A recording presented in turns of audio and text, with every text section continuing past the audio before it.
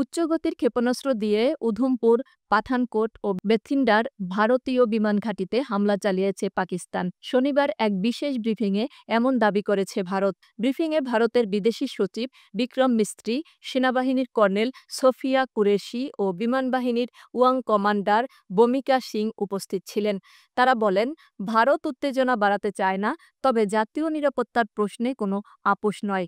এর আগে পাকিস্তান জানান, অপারেশন বুনিয়ান উন মারসুস এর অংশ হিসেবে তারা ৩টি ভারতীয় বিমান ঘাঁটি ও পাঞ্জাবের বিয়াসে অবস্থিত ক্ষেপণাস্ত্র সংরক্ষণ কেন্দ্র ধ্বংস করেছে। জবাবে ভারত পাকিস্তানের রাওয়ালপিন্ডির নূর খান, সারকোটের রফিকি ও চকওয়ালের মুরাইদ বিমান ঘাঁটিতে পাল্টা হামলা চালায়। রাত ২:৩০টায় রাওয়ালপিন্ডি ও ইসলামাবাদে বিস্ফোরণের শব্দে কেঁপে ওঠে এলাকা। পাকিস্তান দাবি করেছে, তারা গুরুত্বপূর্ণ নূর ঘাঁটি সফলভাবে রক্ষা করেছে। বিশ্লেষকদের মতে, দুই দেশের এই সামরিক পাল্টাপাল্টিতে দক্ষিণ এশিয়ায় নতুন করে যুদ্ধাবস্থা সৃষ্টি হতে পারে। আন্তর্জাতিক মহল শান্তিপূর্ণ সমাধানের আহ্বান জানাচ্ছে।